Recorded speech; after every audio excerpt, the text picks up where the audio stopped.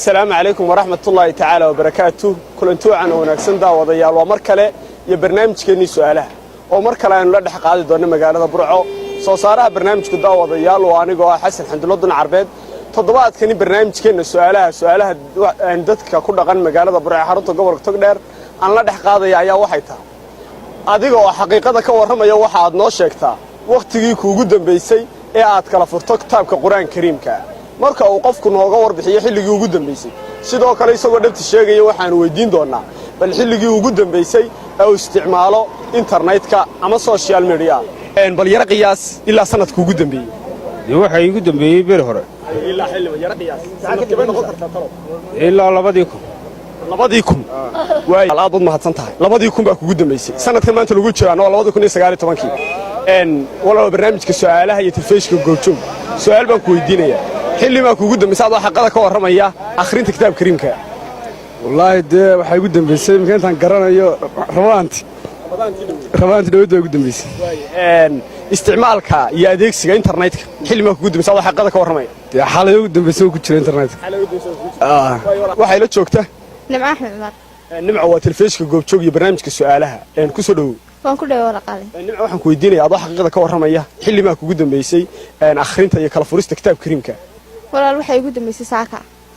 ha xilli ma kugu dambeysay isticmaalka iyo gelista internetka kuma badnin isbuuciiba hal maalin baan galaa maalinka jimcaha ayaa leeyahay inaan internet galo maalinka hadda aad xaqada ka waramaya waxay la jooga Faisal way ku soo dhaweynaa barnaamijka su'aal baan ku weydiinayaa xilli ma kugu dambeysay aad xaqada ka waramaya akhrinta kitaabka kariimka wallahi walaal daarunta sheegaaniga quraanka kariimka waxay ugu dambeysay akhrintiisa shalay shalay bay ugu dambeysay maanta ma akhrin xilli ma kugu dambeysay isticmaalka internetka labadaba shalay bay ugu dambeysay isku mar baan gacanta ka wada qaaday Faisalow internetka iyo kitaabka aad xaqada ka waramaya iyo ma kitaabka akhrin badan tahay mise internetka isticmaal badan wallahi markaan xaqiiqada ka hadlo ilaahay bana dilay internetka isticmaalkiisa ugu badan dhawahay walaal dhawahay su'aal baan ku weydiinayaa aad xaqada ka waramaya xilli ma kugu dambeysay kala furista iyo akhriska kitaabka kariimka aniga xasan horta kitaabka quraanka goortii igu dambeysay inaan kala furo aniga xaqiiqada ka waramaya wallahi 2019 keen marayna 15ka Ramadaantii 15ka igu dambeysay sanadkii 2015ka Ramadaantiisii bisha 7-6 gasha ayay igu dambeysay way Bashiiro hadii isla su'aal noocaas kala hadaynu dul istaagno xilli ma kugu dambeysay isticmaalka iyo gelista dhanka internetka ma dhaweytay ilaa imsadii saacad markaan barka bacdi su'aal baan ku weydiinayaa xilli ma kugu dambeysay adoo xaqada ka waramaya kala furista kitaabka kariimka wallahi runta ma ka sheego kala furista kitaabka quraanka waxay ugu dambeysay saaka salaadii markaan salaadii subax tukaday ayay ugu dambeysay isticmaalka dhanka internetka xilli ma kugu dambeysay adwaasoo internetka wala afartii galabnimo ay ugu dambeysay oo buuraan ku soo dhawaal barnaamijka su'aalaha iyo telefishka goobjoog aad iyo aad baan u dhawahay walaal goobjoog waan aad iyo aad baan ugu hambalyeynaya shaqada ay dadka u hayaan ee ku soo dhawaal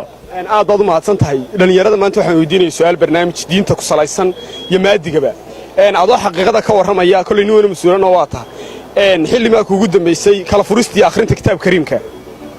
kitaabka kariimka anigu mar kasta waan akhriyaa mar kasta ma noo sheegi kartaa waqtigii rasmiga ah kuugu dambeysay xalay bay igu dambeysay saacadii dambe xalay bay igu dambeysay dhanka internetka xilli ma kuugu dambeysay isaga internetka 2 casho ka hor bay igu dambeysay aad baad u mahadsan tahay su'aashu waxay koodhanaysaa xilli ma kuugu dambeysay akhrinta ama kala furista kitaabka kariimka waxa igu dambeysay salaadii casar markii ka bacdi ayay igu dambeysay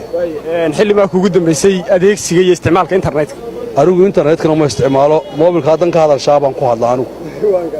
adnay su'aashan ku weydiinaya waxay tahay adoo xaqada ka waramaya xilli ma kuugu dambeysay kala furista iyo akhrinta quraanka kariimka waxay ugu dambeysay wiigii imika dhamaaday maalintiisa khamiistii wiigan hadda dhamaaday khamiistiisa oo wiigan dhigiya waa tahay xilli ma kuugu dambeysay adoo xaqada ka waramaya isticmaalka internetka maanta duhurkii